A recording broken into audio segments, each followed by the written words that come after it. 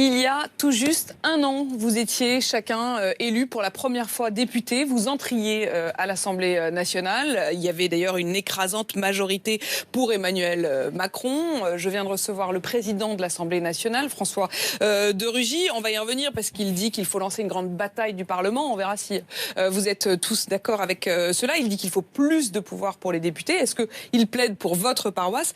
Mais avant de parler des un an, non seulement de votre travail à chacun, mais aussi d'Emmanuel Macron au pouvoir, je voudrais qu'on revienne un par un sur quand même votre première impression un an après. Je vous avais posé la question il y a un an. Vous n'étiez pas tout à fait là, Olivier Grégoire, puisque c'était Aurore Bergé qui représentait La République En Marche, mais vous êtes aujourd'hui porte-parole du groupe La République En Marche à l'Assemblée nationale. Et puis, chacun d'entre vous, vous aviez vos espoirs. Est-ce qu'un an après, vous avez le sentiment d'être que c'est à la hauteur? Je voudrais commencer avec vous, Daniel Obono. Vous êtes député La France Insoumise de Paris, et qu'on écoute ce que vous disiez justement il y a un an. On est un groupe de 17 députés de la France Insoumise. Et donc, voilà, ce cadre collectif-là a permis que ce soit quelque chose de partagé. Et cet effet collectif-là, je trouve que ça a été important pour tous et toutes. Voilà, on est tous un peu des nouveaux dans le groupe de la France Insoumise, mais voilà, avec de la détermination, de l'entrain et puis une volonté de travailler ensemble. Voilà ce que vous espériez, notamment. C'était l'une des choses qui comptait pour vous. Est-ce qu'un an après, vous avez le sentiment que c'est chose faite? Ce qui est sûr, c'est que notre groupe a fait entendre une voix alternative à l'Assemblée nationale. Nous avons réussi à montrer que nous étions à la fois la première force d'opposition, mais aussi la première force de proposition. Et je suis assez fière, effectivement, du travail qu'on a fait collectivement, du groupe qu'on a réussi à constituer, qui n'était pas gagné d'avance, y compris la pression qu'on a subie de toutes parts. On a réussi à maintenir une cohésion et en même temps faire voir, entendre des individualités, des spécificités qui sont la richesse à la fois du groupe et du mouvement. Et globalement, vous avez le sentiment d'être utile? Utile à la cause du grand nombre. Je veux dire, au-delà du coup de gueule, au-delà du fait que effectivement vous êtes un groupe qui pèse et qui pèse, y compris en termes voilà de coup de gueule, d'expression publique, un certain nombre de personnalités chez vous, que ce soit François Ruffin, que ce soit Adrien Quatennens, se font particulièrement entendre et incarnent aujourd'hui aux yeux des Français l'opposition. Donc de ce point de vue-là, la bataille elle est gagnée. Mais du point de vue de l'efficacité, est-ce qu'un an après vous vous dites oui, je pèse? C'est pas simplement le coup de gueule. Excusez-moi, nous parlons fort, nous parlons haut, mais parce que nous avons derrière aussi un certain nombre de propositions. Je pense qu'en termes d'amendements, de propositions d'amendements, de propositions de loi, on n'a pas été les derniers. Donc oui, on est utile. Après, nous ne sommes pas majoritaires, donc d'un certain point de vue, dès le départ, c'était clair qu'on n'allait pas faire basculer la majorité En Marche. En tout cas, pour le moment, on ne va pas les faire basculer. On va revenir d'ailleurs sur cette question du jeu entre la majorité et l'opposition. Je pense qu'on a joué le rôle de l'opposition pour lesquels on a été élus pour défendre des idées et on les a fait entendre. De ce point de vue-là, c'est sûr que l'opinion publique, en tout cas, vous en est gré. Olivia Grégoire, bonjour. Je le disais, vous êtes députée La République En Marche de Paris. Vous êtes porte-parole du groupe La République En Marche. Vous-même, un an après, quel est le premier bilan que vous tirez? Je vais employer le même mot que ma collègue Obono. Fierté du travail accompli. Conscience de la responsabilité qui est la nôtre et du travail qui nous reste à faire dans les années qui viennent. Mais je pense que la transformation que nous avons annoncée avec Emmanuel Macron il y a un an, elle est en œuvre. Un Parlement qui travaille, qui propose, qui légifère et qui en plus essaye de, comme le dit François de Rugy, de promouvoir une assemblée un peu plus efficace, une assemblée qui évalue mieux, une assemblée qui suit mieux l'exécution des textes. Et pour ma part, c'est de la fierté, avec encore une fois beaucoup de conscience de ce qui nous reste à faire. On n'a travaillé qu'un an, on en a encore au moins 3 ou 4 devant nous. Mais vous inquiétez pas, hein, vous n'avez pas fini, vous n'êtes pas au bout de vos peines. Tous les ans, je vous inviterai et vous. Ça n'est pas une peine. Le bilan. Je voudrais juste que vous écoutiez ce qu'Aurore Bergé, à votre fauteuil, disait il y a un an. Et on est là de passage, on n'est même pas locataire, on est là de passage et il faut bien l'avoir en tête. Mais je pense que ça nous rappelle aussi la gravité du moment et la solennité. En tout cas, moi, c'est ça qui m'a animée cette semaine. Certains, dans le groupe La République En Marche, aujourd'hui, disent qu'il y a un petit malaise, qu'il y a le sentiment parfois de ne pas être aussi utile qu'ils l'espéraient. Certains disent même, pour l'instant plutôt en off, qu'ils pourraient s'arrêter à mi-mandat. Est-ce que c'est quelque chose que vous ressentez, vous ? Le malaise, non. En revanche, j'adhère totalement à ce que disait Aurore Bergé. Ce qui est sûr, c'est qu'on n'a pas le sentiment d'être des professionnels de la politique. Nous l'étions pas il y a un an, on l'est pas plus un an après. On est aujourd'hui là au service d'une transformation. Un certain nombre d'entre nous prennent un peu de temps aussi à prendre leur marque. Je pense que chacun a pris ses marques en un an. Ce qui est sûr, c'est que l'ensemble des parlementaires de La République En Marche aujourd'hui, sur leur thématique, au sein de leur commission, chacun trouve sa place. Et là où, il y a un an, je me souviens des procès en godillerie où on avait peur qu'il n'y ait pas assez d'expression au sein de ce groupe parlementaire majoritaire, force est de constater qu'on s'exprime, qu'on a des points de vue parfois différents et que ça permet aussi d'enrichir le débat parlementaire. J'en parle souvent avec les oppositions, je ne sais pas si elles l'admettront sur ce plateau, mais les débats parlementaires dans l'hémicycle et aussi grâce aux oppositions sont de qualité. Et je pense que ça fait partie aussi de ce qui est intéressant avec La République Vous allez En Marche. pouvoir débattre. Pour l'instant, ils n'ont pas l'air complètement d'accord. Pierre-Henri Dumont, vous êtes député Les Républicains du Pas-de-Calais. Il y a un an, vous revendiquiez justement à l'inverse d'être un homme politique quasiment professionnel, c'est-à-dire d'avoir été élu, de l'avoir été depuis longtemps. Je voudrais qu'on vous écoute. L'objectif est de se mettre au travail dès aujourd'hui pour ne jamais décevoir les électeurs qui nous ont fait confiance. Peut-être conquérir les cœurs de ceux qui n'ont pas fait le choix de voter pour moi. Et surtout avoir, au bout des 5 ans, un député dont les habitants de la 7e circonscription du Pas-de-Calais seront fiers. Je pense que c'est ça le plus important. Alors, autour de la table, certains avaient justement, en quelque sorte, moqué le fait que, justement, vous aviez été élu municipal, vous aviez été maire, vous étiez député, et que, du coup, malgré votre jeune âge, vous incarniez, en quelque sorte, une forme de politique à l'ancienne. Est-ce qu'au bout d'un an, vous avez le sentiment, au contraire, que les choses ont évolué, ou alors vous continuez à revendiquer cela ? Ce que je vois surtout, c'est que cette fierté dont je parlais il y a un an, je peux la ressentir dès que je suis en circonscription auprès des différents habitants de la 7e circo du Pas-de-Calais qui, lors des Ducases, des kermesses, me disent qu'en effet, ils ont pu me voir défendre ce à quoi ils croient, les défendre concrètement en hémicycle et qu'ils sentent que leur voix est portée et qu'ils sont à nouveau respectés, entendus et défendus. Après, sur la question de la professionnalisation du politique, je n'ai pas renié ce que j'ai fait. J'ai été élu maire à 26 ans en 2014. Je ne suis pas très vieux dans le métier. Certains à l'Assemblée nationale qui sont dans le groupe En Marche ont trahi leur camp. D'autres ont décidé de faire de la politique depuis 20 ans en cabinet ministériel. La réalité, c'est que moi, j'ai juste commencé 3 ans. J'ai certes enchaîné un mandat de maire, un mandat de conseiller départemental, un mandat de député. Mais c'est la vraie politique locale. Mais ça prouve surtout une chose, ça prouve que les électeurs ont vu ce que j'étais capable de faire et que l'ancien monde politique n'a pas que des mauvaises vertus. Et quand on voit les attaques successives du gouvernement et de la majorité En Marche, en particulier sur la ruralité, les 80 km/h, la hausse de la fiscalité sur le carburant, la fermeture de 1100 classes en milieu rural à la rentrée 2018, contrairement à la promesse d'Emmanuel Macron, il y a là une vraie défense. Il y a une vraie défense de la ruralité et c'est ça qui est utile quand on est un élu ancré sur le territoire, contrairement à beaucoup d'autres. Donc vous dites en tout cas que vous ne voulez pas de rupture avec l'ancien monde, mais vous quatre, quoi qu'il arrive, vous êtes forcément dans le nouveau de fait. Bonjour Sébastien Chenu. Bonjour. Vous êtes député du Nord, vous êtes porte-parole du Rassemblement national, ex-Front National. Il y a un an, vous sentez prêt à en découdre, mais vous saviez aussi que vous partiez de très bas parce qu'il y avait eu ce découragement post-débat d'entre-deux tours, post-élection d'Emmanuel Macron. Je voudrais qu'on écoute ce que vous disiez sur la reconquête notamment des électeurs. Je crois que la politique est aussi une maîtresse exigeante. On sacrifie beaucoup sans se plaindre. Ce sont nos choix que d'aller se présenter devant les électeurs. Ce sont nos choix que d'aller porter nos convictions. Mais ce sont les choix des électeurs que de nous faire confiance ou de ne plus nous faire confiance. Alors, aujourd'hui, vous avez le sentiment d'avoir rempli cette mission-là, d'avoir commencé en tout cas à la remplir ? Oui, mais un an après, les masques sont tombés. On a découvert que le loup s'était déguisé en agneau. Emmanuel Macron, qui apparaissait comme un président jeune et sympathique, en réalité est en train d'installer une sorte de totalitarisme glamour, le totalitarisme du fric. On a découvert ce qu'était le vrai visage de l'extrême gauche. Trahison et totalitarisme en moins de 2 minutes sur le plateau, quand même. L'extrême gauche qui flirte avec les limites de la République, qui l'année dernière avait du mal à dire vive la France, qui cette année défend Médine.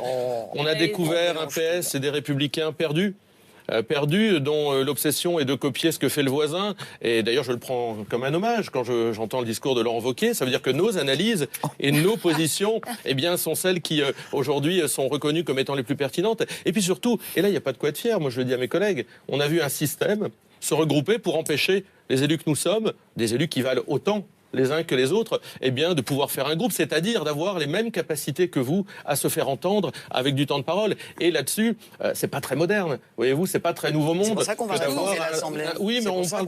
Oui, mais dans la réforme de l'Assemblée nationale, on en parlera. Il n'y a pas cette histoire du passage d'un groupe à 10 parlementaires pour pouvoir bénéficier. Alors que ça a été fait pour les communistes, le MoDem, les Verts, etc. à d'autres moments. Donc vous voyez, un an après, les masques sont tombés et la composition politique, elle est en train de se faire, de se voir. Vous avez réussi, Sébastien Chenu, à un exploit, c'est-à-dire de mettre effectivement. Ils ont besoin les uns des autres. Daniel Obono et Olivier Grégoire.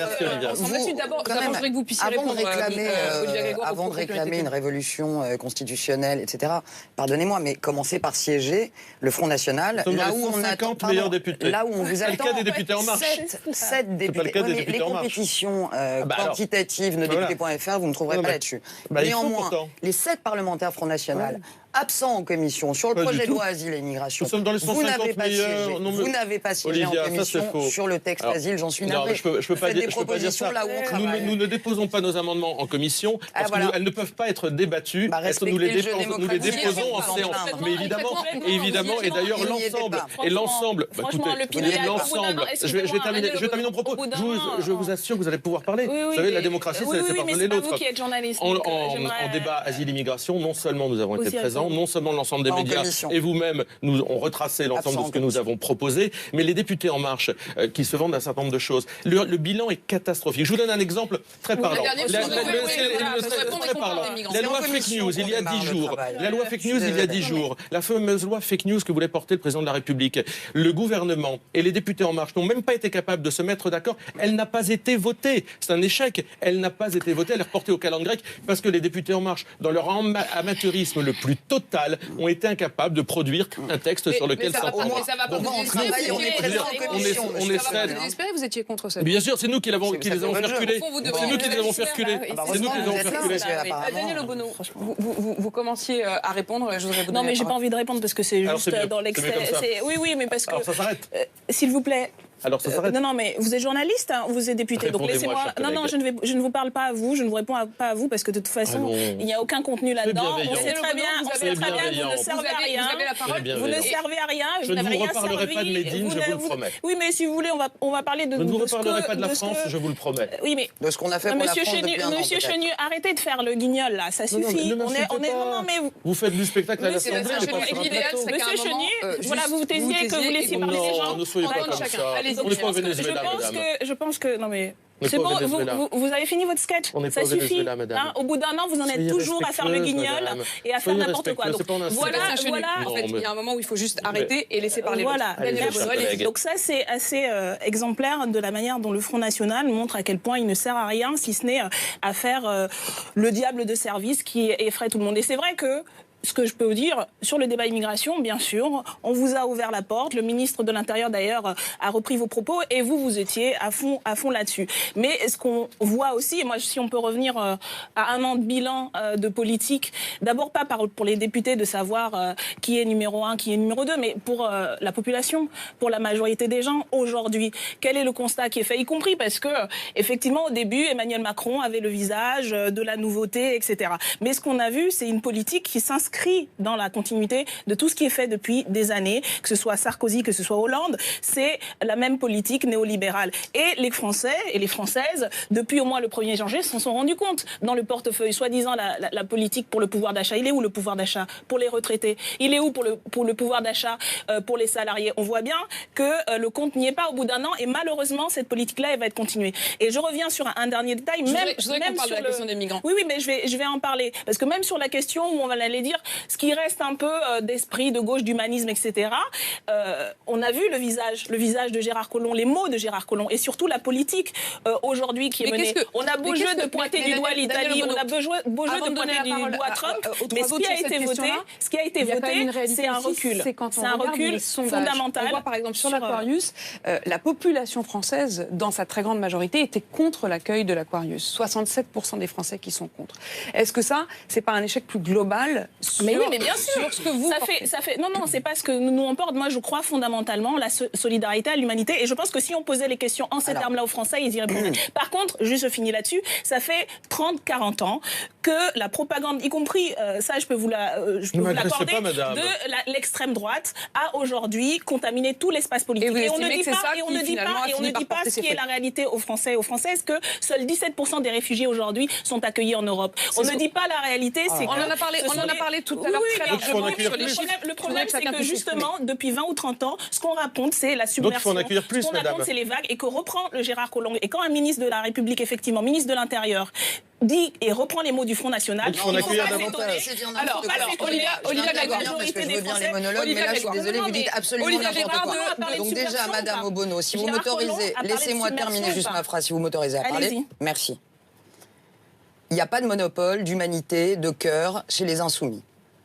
Et je pense même qu'autour de cette table, personne n'a été en conscience, heureux de ce qui s'est passé sur l'Aquarius. Donc moi, je voudrais arrêter ce genre de propos qui sont diffamatoires concernant Gérard Collomb, qui est notre ministre de l'Intérieur, et dont la ligne est absolument remarquable sur une crise politique majeure. Vous ne répondez pas. Alors vous allez, je n'ai pas à vous répondre. Vous critiquez M. Chenu, vous n'êtes pas journaliste.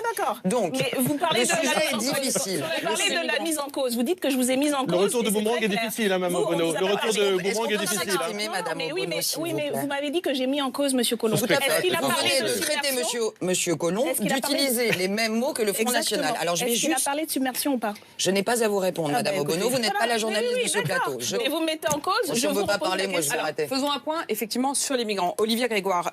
Moi je vais vous dire, c'est exactement pour ça que je fais de la politique. C'est les combats des postures, ces énervements, ces agressions. C'est la raison pour laquelle moi j'ai décidé de faire de la politique avec En Marche. Alors vos énervements, vous ne me trouverez pas sur ces sujets-là. Vos monopoles du cœur sur l'Aquarius, vos leçons irresponsables sur l'avenir de la France, vous ne me trouverez pas. Vous êtes incapable déjà de saluer par exemple ce que font des gens qui sont des vrais sociodémocrates et qui relèvent des pays qui vont très mal comme la Grèce par exemple. Ah ça vous met mal à l'aise. Tsipras, ça vous met mal à l'aise.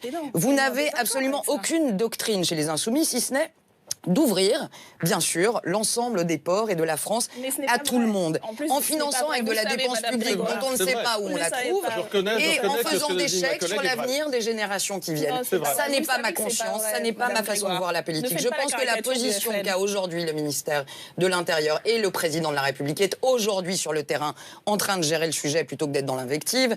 Aujourd'hui, nous avons obligation de trouver une solution européenne. On est tous à peu près d'accord sur le sujet. Se passe en ce moment même. Alors qu'on se parle, il fait quoi Emmanuel Macron européen auquel est présent Emmanuel Macron, auquel est présente la chancelière allemande. Mais on ne peut pas laisser dire qu'on n'accueille pas. Ouvrez le JDD, regardez combien on accueille de migrants, regardez, cessez les invectives sur la France. On est un grand pays d'accueil, il faut accueillir, certes, il faut... Daniel Obono parlait des mots utilisés par Gérard Collomb.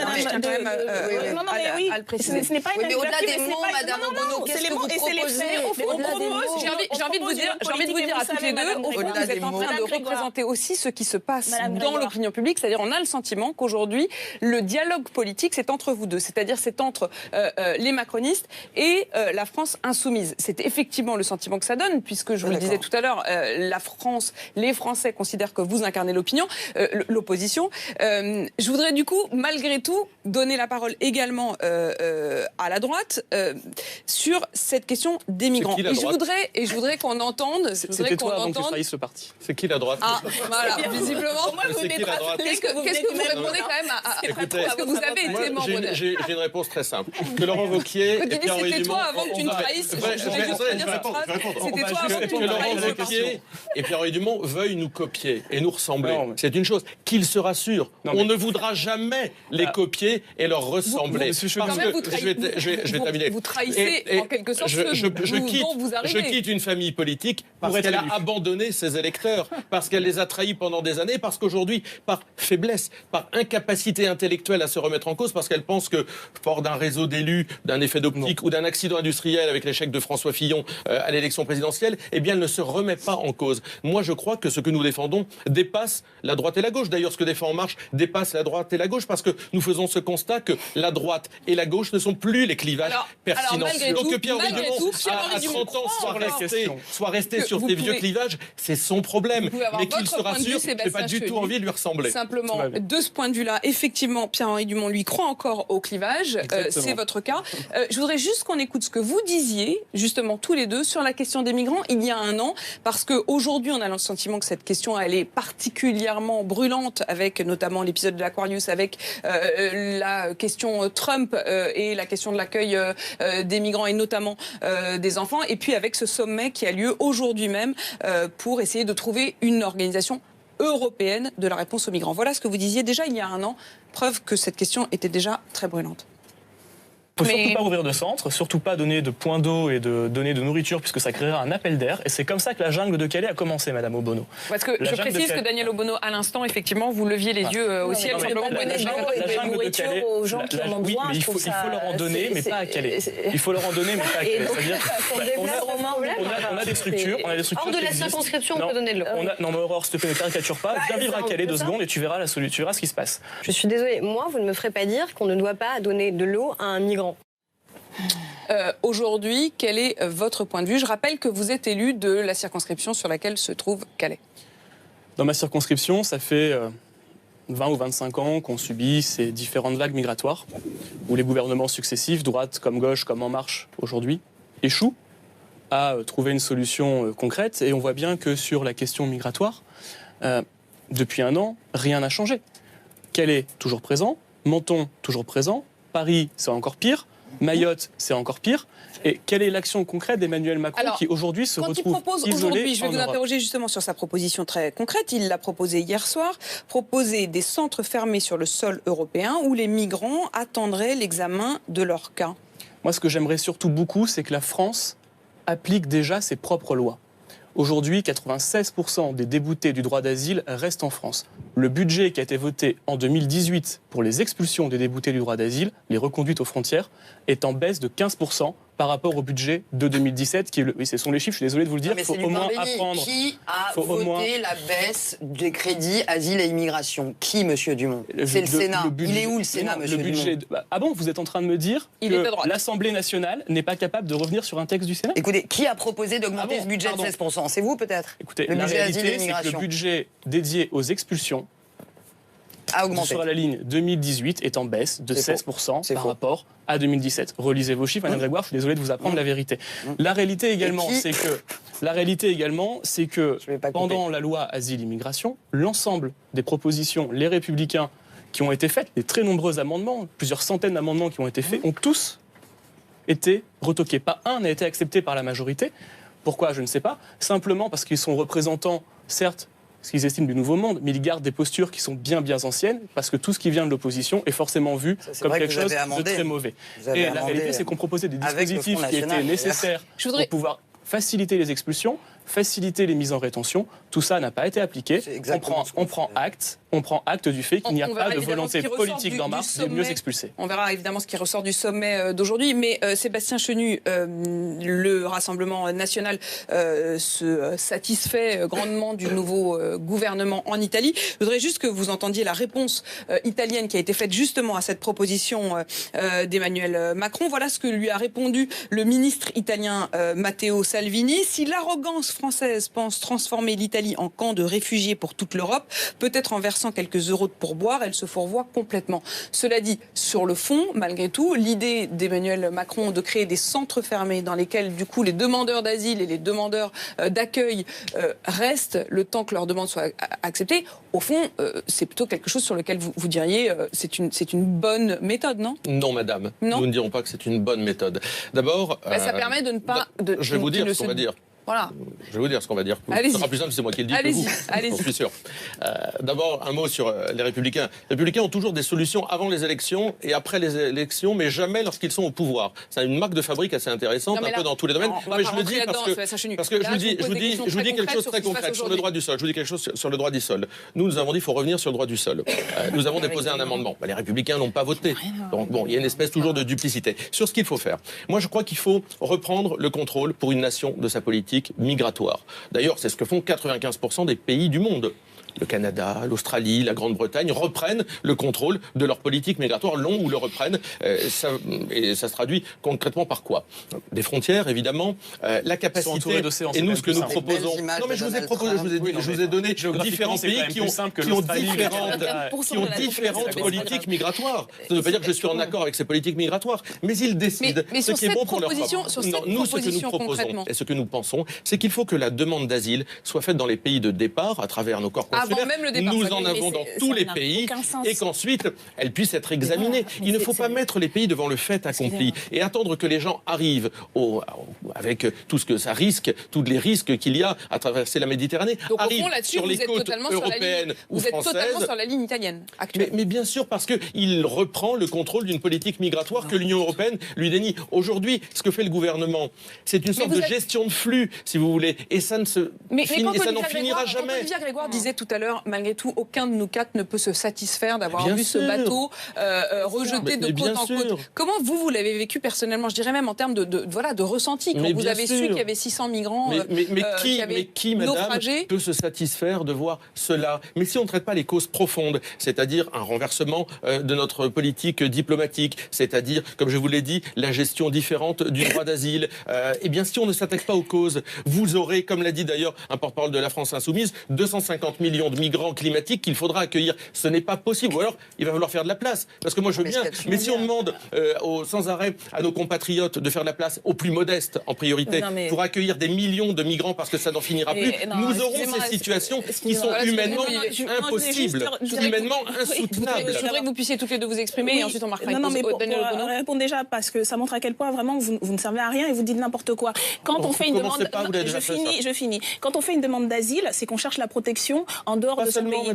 Non, je ne suis pas naïve. J'ai bien traité ce dossier, Monsieur Chenu. S'il vous plaît, je termine. J'ai travaillé. On a fait plus d'une centaine d'amendements sur ce texte. On a également, Madame Grégoire, et vous le savez parfaitement, c'est dommage que vous utilisiez des méthodes politiciennes de ce genre. On a fait plus d'une centaine d'amendements et on a fait une brochure où on propose une autre politique. Et on a bougé sur le délit de solidarité, Madame Obono. Non. Allez dire ça aux militants qui aujourd'hui demandent encore des choses. Donc, nous avons fait une brochure, je vous invite, j'invite les téléspectateurs. Mais comment on l'arrête, lui? La brochure. Ça suffit, Monsieur Chenu, ça suffit, taisez-vous. Vous me le demandez gentiment. Non, je vais le demander encore moins gentiment. Donc j'aimerais terminer parce que, non, excusez-moi, c'est un sujet, alors je fais de procès d'intention à personne, nous sommes tous des êtres humains, d'accord, on a tous un cœur, etc. Mais à un moment donné, et je n'en ai pas fait. Par contre, excusez-moi, je le redis, quand un ministre de l'Intérieur, et j'étais en commission à ce moment-là, parle de submersion, quand des députés très largement dans tous les chiquiers parlent d'appel d'air et reprend justement l'ancienne qu'on entend depuis 20-40 ans, excusez-moi, là c'est une question de responsabilité. À un moment donné, le gouvernement a fait le choix de ne pas accueillir l'Aquarius. À un moment donné, d'accord, donc vous l'assumez, assumez politiquement. C'est parfaitement hypocrite. Vous refusez l'accueil de l'Aquarius et vous prenez la moitié des personnes qui sont sur le bateau. Il était question de je réponds parce que vous m'avez mis en cause et donc je redis ce que j'ai dit. Ce n'est pas une question de mise en cause personnelle ou d'humanité. Tout le monde a des sentiments. Mais par contre, à un moment donné, vous faites ce choix-là, vous qui rentre dans la continuité de ce qui a été fait depuis 20-30 ans. Et encore une fois, je le répète, non, nous n'accueillons pas toute la misère du monde. La misère du monde, elle est accueillie dans des pays, y compris qui ont plus de difficultés que nous. Et elle est accueillie au Liban, elle est accueillie en Libye, elle est accueillie en Ouganda. Donc ce n'est pas vrai qu'il y a des vagues et des vagues, y compris de réfugiés climatiques. Et nous avons les moyens aujourd'hui, comme 5e puissance du monde, d'accueillir dignement et de protéger les personnes qui recherchent la protection. Vous disiez, nous assumons, c'est pour ça que je voudrais que tout se calme. Olivier Grégoire, vous disiez, nous assumons de ne pas avoir effectivement accueilli l'Aquarius, mais Pierre-Henri Dumont disait, cela dit, vous allez quand même accueillir la moitié, sans doute, des personnes qui étaient sur place. Nous sommes dans la droite ligne de ce qui a été voté dans le texte Asile et Immigration. Je voudrais juste une minute sans être coupé, une minute, juste. Accueillir ceux qui doivent être accueillis, faire en sorte qu'ils soient véritablement intégrés, comme l'a proposé un certain nombre de parlementaires, dont Aurélien Taché. Faire en sorte que l'intégration, que la langue, que tout soit réel. Faire en sorte que ceux qui doivent être accompagnés soient vraiment raccompagnés. Par ailleurs, je pense qu'on est tous d'accord, sans hystériser le débat, sur une chose. Le problème, il est aujourd'hui, mais le problème, il est devant nous. Le problème, il est aux horizons 2040, 2050. Aujourd'hui, On a une population en Afrique notamment, et tout le monde le sait, qui va doubler dans les 30 ans. Le vrai sujet, c'est comment la France, en aide française au développement, change la donne, comment on accompagne aujourd'hui le développement d'un certain nombre de pays pour faire en sorte que ce déploiement dans les années qui viennent puisse être un peu contrôlé. Je suis navrée de vous le dire, Madame Obono, mais je le pense, c'est le vrai sujet. On va reprendre ce débat dans un instant. On va reprendre ce débat dans un instant, mais on va marquer une petite pause. Et justement, mesdames, je voudrais prouver qu'il y a des moments effectivement de grande tension, c'est normal, et puis de débat politique, parce que justement, on peut espérer, et on le voit sur ce plateau, que lorsqu'on est des jeunes élus, malgré tout, on a des convictions et de la passion. C'est le cas sur ce plateau. Je voudrais aussi qu'on revoie une sorte de petit best-of de ce qui s'est passé, y compris de sympathique, dans cette année à l'Assemblée nationale, et on se retrouve juste après. Je ne vous ai pas interrompu, je vous remercie de me laisser parler. Oh, gardez vos nerfs. Pouvez-vous vous taire 2 minutes, s'il vous plaît? Merci. Non mais j'aimerais qu'on parle de la France aujourd'hui. Il y a quelques-uns qui se sont réveillés là, après le dîner, c'est bien. Qu'est-ce qu'une sexualité dite libertaire? Est-ce que c'est une sexualité qui se pratique avec des sous-vêtements rouges et noirs? Peut-être. Vous craignez que je sois le Premier ministre, pardon. Monsieur le Président, Mesdames et Messieurs les députés, Madame. Laisse-moi vider la piscine avant que tu n'y plonges. Nous, on veut le beurre, l'argent du beurre, et si c'est possible. Comme le disait, en rigolant évidemment, Pierre Desproges, non seulement les communistes mangent les enfants, mais en plus ils manquent d'objectivité. Non, je vous dirai quand il faut rire, vous inquiétez pas. Mes chers collègues, le suramortissement, c'est comme la coque. C'est comme la coque. Comme la coque, vous vous sentez mieux. Mais alors après c'est la déprime. Allez, à tout de suite, on se retrouve dans un instant.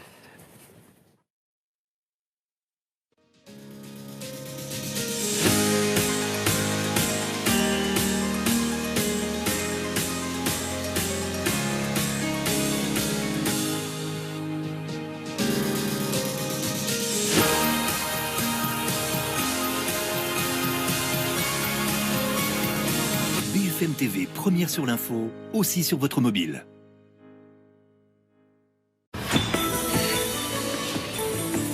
Retrouvez l'appli BFM TV sur votre tablette. Le bonheur, pour moi, c'est de faire une pause. Le bonheur se trouve dans les petits moments. Pour moi, de la mer, on voit tout différemment. Pour la première fois, profitez avec Costa d'un tout compris exceptionnel. À partir de 699 € seulement. Près d'un cambriolage sur 3 se passe pendant les vacances. Ses conséquences laissent des traces. On ne peut pas changer le passé, mais nous pouvons protéger votre futur. Faites confiance à l'alarme Vérissure avec protection 24 h sur 24. Nos détecteurs repèrent les tentatives d'intrusion et permettent à nos agents Vérissure d'agir. Votre alarme, c'est sûr, c'est Vérissure.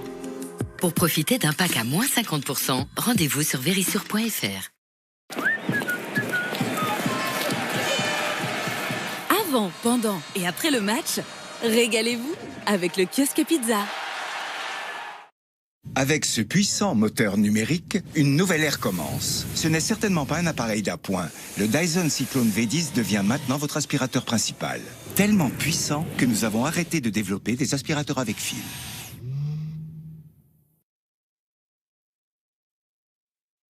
Pour votre déménagement, avez-vous pensé à tout? Les copains? Ils ont bien compris que c'était aujourd'hui? Ouais Ben, c'est encore moi. La camionnette? Tu vois qu'on n'a pas besoin de camion? Et l'électricité? Lumière! Sinon, avec Engie, l'électricité verte est à moins 30% le week-end et le gaz à prix fixe pendant 3 ans. J'agis avec Engie. Si votre voiture est endommagée, AXA fait tout pour que vos projets ne s'arrêtent pas à un accrochage. Avec le service auto à domicile, AXA vient chercher votre véhicule sur le lieu de votre choix et vous en prête un le temps des réparations. Un véhicule de prêt déposé où vous le souhaitez avec AXA. Jusqu'à moins 40% pour toute souscription d'un nouveau contrat auto.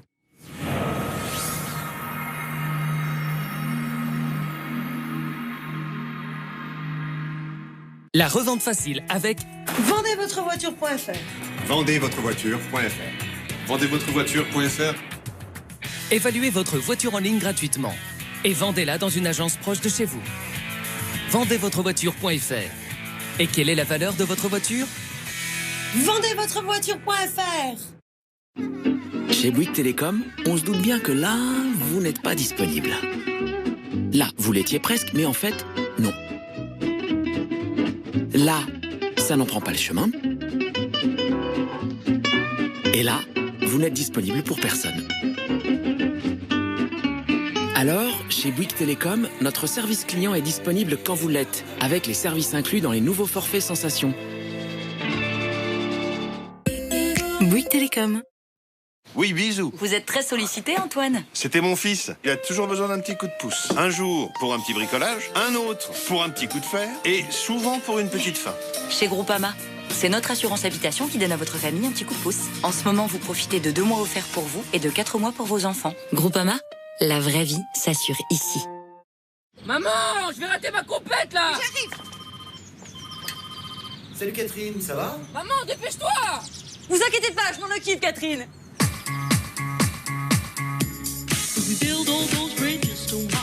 Parce qu'une envie de Peugeot, ça n'attend pas. Roulez surclassé avec le SUV 2008 Style à partir de 139 € par mois et bénéficiez d'offres exceptionnelles sur toute la gamme. Elle est sympa, cette voisine.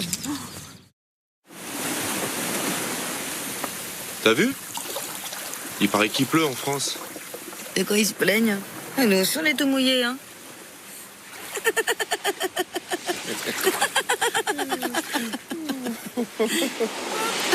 Promo vacances, petit prix, grandes vacances.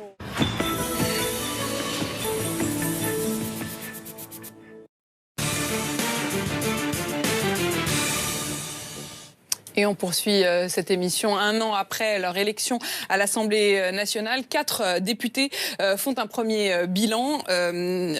Autour de nous, vous disiez à l'instant la question des migrants. Il y a un point sur lequel quand même je voudrais vous entendre, c'est que les lois, elles sont faites par vous tous finalement, à l'Assemblée. Et je voudrais qu'on fasse un premier bilan de celles qui ont été votées. Daniel Obono, je vous voyais tiquer parce que vous dites non, elles ne sont pas faites par nous, quoi, c'est ça? Non, malheureusement. Alors, nous, on remet en cause la Ve République notamment pour ça. C'est que au moins 70% de l'initiative faite des lois, c'est le gouvernement. C'est le gouvernement qui écrit les lois et les députés, en vérité, ils ont très peu de fenêtres. Alors, il se trouve que nous, on est dans l'opposition, on en a encore moins.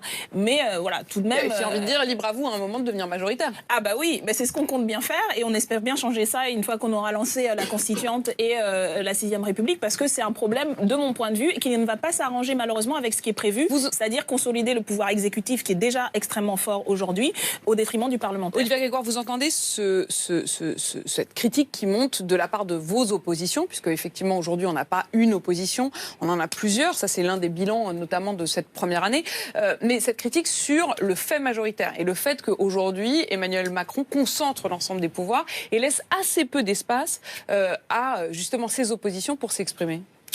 Non. Non. Je ne suis pas d'accord. D'abord, et je vais répondre en anticipation, mais déjà pour ce que dit Madame Obono, et on le sait et on le voit, et je pense que François de Rugy l'a rappelé juste avant nous, un certain nombre d'amendements des oppositions passent sur l'ensemble des textes, on passe à peu près 10%, 15% d'amendements des oppositions. On ne va pas rentrer dans les textes, texte par texte, dans les stats, mais c'est une réalité. Deuxièmement, on travaille aussi, par exemple, à augmenter le temps, ou en tout cas les prérogatives des non-inscrits, ce qui doit pouvoir aussi intéresser des gens comme M. Chenu. Donc on est bien à l'écoute, et François de Rugy a élargi le temps des non-inscrits. Et par ailleurs, je voudrais juste dire aussi qu'un peu d'espoir, il y a aussi quand même des sujets sur lesquels les oppositions et la majorité arrivent à avancer, vous savez quoi ? Ensemble. Alors on n'en parle pas parce que ça fait moins les choux gras et c'est moins intéressant. Mais si on prend par exemple le printemps de l'évaluation, toute cette dynamique d'évaluation de la politique publique qu'on a mis en place depuis 1 mois et demi, l'ensemble de l'opposition, des insoumis aux Républicains, à siéger et à jouer le jeu. Je siège avec Éric Coquerel en commission des finances. On a mis en place une dynamique d'évaluation et de suivi. Éric Woerth, des Républicains, a plutôt salué la démarche. Alors certes, c'est technique, certes, c'est la Commission des finances, mais vous voyez, sur des sujets comme ceux-là, sans faire de clash ou d'invective, on arrive à bosser ensemble. Donc moi, je pense que les oppositions sont largement intégrées. Après que les insoumis critiquent le fait majoritaire, il n'y a rien de neuf sous le soleil. Pierre-Henri Dumont, quand vous voyez que aujourd'hui, malgré tout, vos électeurs traditionnels, vous disiez il y a un an, j'espère que j'arriverai à séduire ceux qui, y compris, n'ont pas forcément voté pour moi, on a le sentiment que ceux qui ont voté pour vous sont en train de vous quitter. Quand on voit que Emmanuel Macron gagne 9 points chez les électeurs de droite, cette question de la répartition, j'avais presque envie de vous dire, au moment où j'ai dû vous installer sur cette table, on l'avait fait tel quel il y a un an, donc je n'ai pas changé la répartition de vous tous, mais au fond, on se demande finalement si la République En Marche, elle est de droite ou de gauche. Alors vous avez toujours joué au-dessus de tout cela, mais aujourd'hui, pour les électeurs, il n'y a pas de doute, vous êtes de droite. Comment est-ce que vous réagissez du coup ? Vous parlez de sondage. On va regarder les faits. Les faits, c'est que la droite a remporté la majorité des élections législatives partielles qui se sont déroulées depuis un an. Ça, ce sont des chiffres concrets, en augmentant des scores de 10, 15, 20 points, en gagnant des circonscriptions qui avaient été gagnées par En Marche, par exemple, dans le Val d'Oise. La réalité, c'est que les électeurs, au final, comprennent bien que la réelle opposition, qui est une opposition de gouvernement, aujourd'hui n'est incarnée que par un seul courant, qui est le courant des Républicains. Et moi, je suis très inquiet. On a commencé à évoquer la question de la réforme de la Constitution, de la petite dérive, de la petite musique qui est en train de se jouer. On a entendu Madame Jacqueline Gourault, ministre auprès du ministre de l'Intérieur, qui, lors des débats sur la loi Asile-Immigration, quand je l'interrogeais sur la question d'un plan de régularisation massif, s'est énervé, s'est emporté, a refusé de répondre aux questions des parlementaires et a expliqué que le gouvernement n'était pas responsable devant le Parlement. C'est une dérive extrêmement grave. Et quand je vois ce qui est prévu dans la réforme de la Constitution, moins de parlementaires, plus de fonctionnaires, ça me pose un vrai souci. Pour vous, ça ne va pas dans le bon sens. Ça me pose un vrai souci. Il reste 1 minute. Sébastien, Alors, je vais l'utiliser. Vous avez des députés qui travaillent devant vous, en dépit de nos différences, nous travaillons. Et c'est très clair, pour vous quatre, vous faites partie de ceux qui sont investis dans votre job. Les députés du Rassemblement national, nous travaillons uniquement au bénéfice de la France. Les députés En Marche, au bénéfice de l'Europe. Honnêtement, si vous donniez la parole aux autres, ils diraient la même chose. La France Insoumise, c'est tout sauf la France. Oui, et puis finalement, ça. les députés républicains, c'est au bénéfice de leur gueule. Bon, mais au-delà de ça, il y a deux. Vous avez un contentieux personnel il manque deux choses. avec les Républicains dont vous venez. Avec Olivia, on vient ensuite.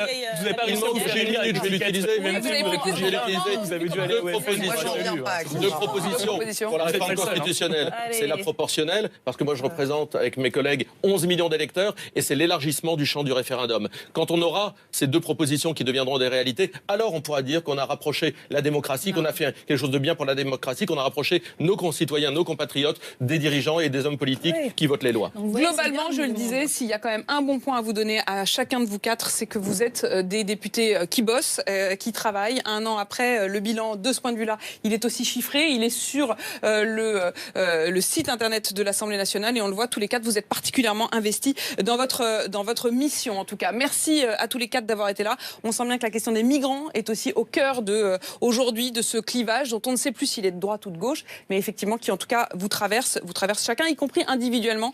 On le voit bien. Merci à vous quatre d'avoir été là pour faire ce premier bilan des 1 an de l'Assemblée nationale. L'actualité continue et l'info sur BFM TV à l'année prochaine, en effet. Pour ma part, je vous retrouve à 18h pour Et en même temps tout à l'heure.